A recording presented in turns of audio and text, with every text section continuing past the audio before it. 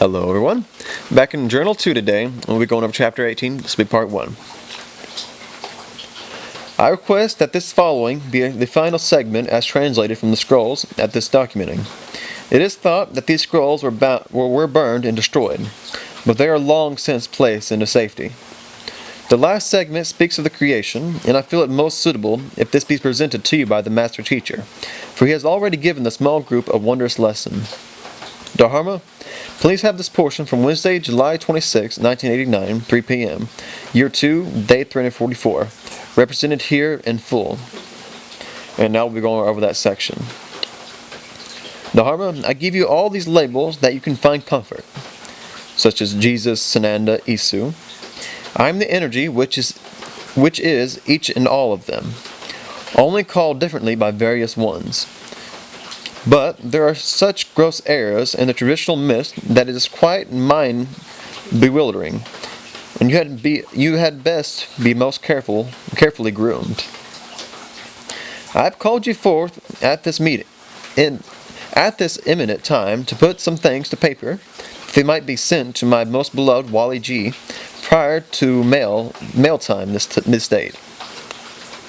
Wali, I bring thee peace, son. For you are facing such unpleasant and frightening physical bombardment. Hold to me, friend, for I shall carry you just as far as is necessary, that your work upon this orb be brought into fruition. Ye have come to this place, at this time, for this purpose, and we take it not lightly. So be it, and blessings upon thee, dear one. Ye cannot come to grips with the pious contradictions of the typical Holy Bible. Pronouncements, for they are not in truth. It's a false book, made by man, put together by man. They left some things out they didn't like, put things they did. Whatever fit their narrative, just like the news does today. No different. You put way too much trust in your Mr. King James. He would never do no wrong, just like President Trump would never do no wrong. You have so much trouble accepting that the space, brethren, cannot be allowed to shower upon you ones the earth needs. It has been such a short time in the training of this scribe. Be patient a bit longer, for what we bring forth now puts her in critical physical danger, and must be handled most carefully. We are about to discount all the false teachings on this planet, and it will not be well received by any religious groups on your place. Oh, it is truth, and nothing more but truth.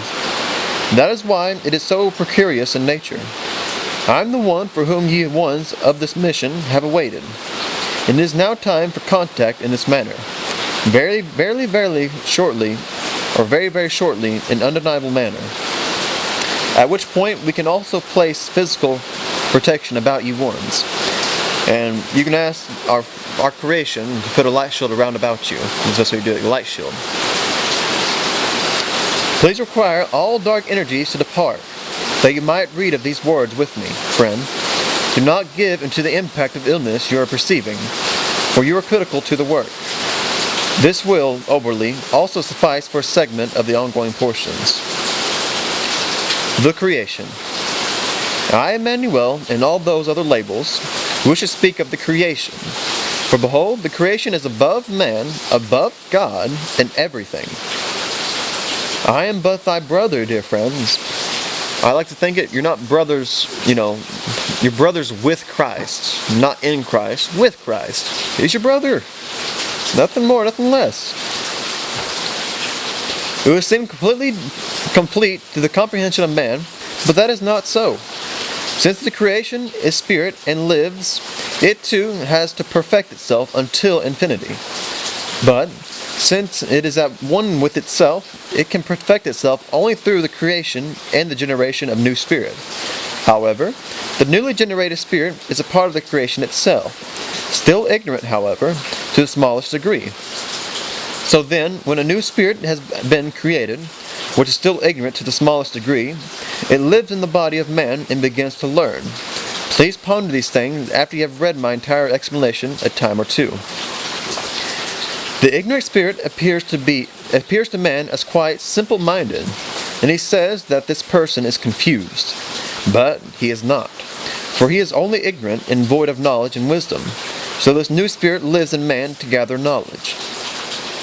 When this spirit goes into the beyond, it is no longer as ignorant as in the beginning. It comes back into the world and lives as man, but no longer as ignorant as at its beginning. And again, he teaches himself and gathers further knowledge and new wisdom, so he escapes from ignorance to an ever-increasing degree. The time comes after many renewed lives and experiences that man says to this spirit that he is normal and no longer confused. Now the real growth can begin, for this is not the end of spiritual fulfillment. A spirit in fulfillment. For, having become now knowing, he must seek out the greatest wisdom. This is in order that he may perfect himself to the point where he unfolds his creativity, and will finally be one with the creation, as was destined for him in the beginning. So it is thus in simplicity. The creation brought forth a new spirit, and had it perfected by itself in the human body. And the perfected spirit returns to the creation and becomes one with it, the creation. Thusly, the creation perfects itself and in itself, for within it is the knowledge and wisdom to enable it to do so. Verily I say to you, the time will now come when the creation will stop to create new spirit and to broaden itself.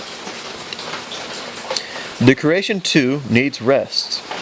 When it is sleeping and not creating, as is proper to everything alive, and all is alive, every mineral, every blade of grass, every atom, how do you want to look at it? Every star, every planet, all of it is alive just as much as you are. Everything's alive in creation. As the human life has day and night, and divides between work and rest, likewise the creation has its time when it works and rests.